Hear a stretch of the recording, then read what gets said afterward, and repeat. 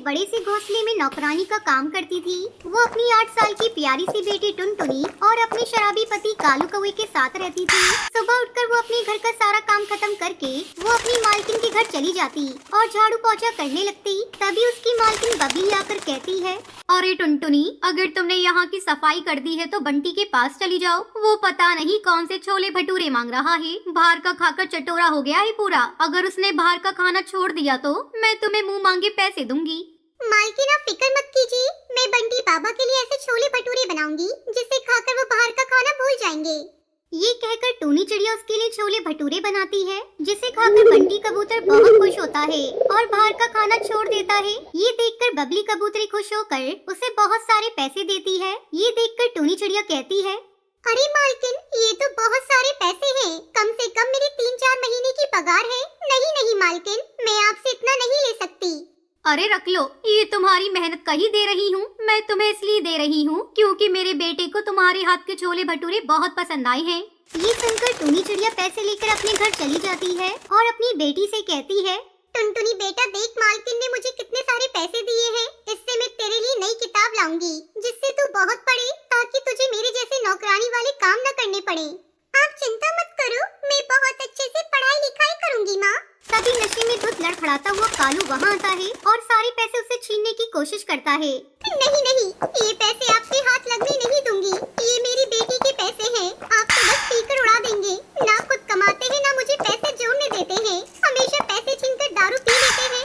बस बहुत हुआ लेक्चरबाजी, दे रही है या नहीं? ले, अब तो तू गई। ये बोलता हुआ कालू से बार बार चाकू से मार डालता है और पैसे छीन कर कहता है, छीन लिए ना पैसे, बड़ी आई थी, मुझे पैसे नहीं देने वाली। अच्छा हुआ मार डाला, नक्चड़ी कहीं की। पापा, आपने ये क्या कर दिया? माँ क्या हुआ आपको? ऐसे ही काफी दिन गुजर जाते हैं। टुनटुनी अपने पिता कालू से खाने के लिए कुछ भी मांगती, वो उसे धक्का मार देता। ये देखकर भूतिया टूनी चिड़िया की आत्मा वहाँ आती है। टुनटुनी बेटा, बस रोती नहीं है, मैं आ गई हूँ ना, चिंता मत कर। तेरे पिता को तो तेरी कोई फिक्र नहीं है, लेकिन मुझे है। सारे पैसे तो तेरा पिता छीन कर ले गए। अब हमें पैसे कमाने का नया जरिया खोजना होगा। अरे हाँ, मैं छोले भटूरे बनाने की रेहड़ी लगा लेती हूँ। मैं जादू से तेरी मदद करूँगी और तुम उनको बेचा करना और उन पैसों से तुम खूब पढ़ाई करना। अगले दिन से भूतिया टूनी चिड़िया की आत्मा जादू से छोले भटूरे की रेहड़ी लगा लेती है, जिससे दुकान पर पक्षियों की भीड़ लग जाती है।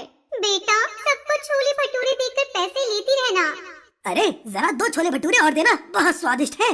टुनटुनी पक्षियों को छोले भटूरे देती है। पहले दिन ही उनकी बहुत अच्छी कमाई होती है। देखते ही देखते भूतिया टूनी चिड़िया की आत्मा के छोले भटूरे मशहूर हो जाते हैं और उनकी दुकान अब बड़ी हो जाती है। साथ ही टुनटुनी अब बड़ी हो गई थी और अब वो खुद छोले भटूरे बनाकर अपनी दुकान पर बेचा करती थी। एक दिन वो अपनी माँ से कहती है, माँ, आज आप अपने हाथों से छोले भटूरे बनाकर खिलाओ ना। हाँ बेटा, क्यों नहीं। ये बोलकर भूतिया टूनी चिड़िया की आत्मा अपने हाथ से फटाफट छोले भटूरे बनाती है और उसे खिलाते हुए कहती है, ले बेटा, मेरे हाथ से खा, फिर शायद अब मैं तुझे कभी न खिला पाऊँ। वाह माँ, आपके छोले भटूरे का टेस्ट तो आज भी बरकरार है। वैसे आप ऐसा क्यों कह रही हो माँ? क्योंकि बेटा, तू इतनी बड़ी हो गई है।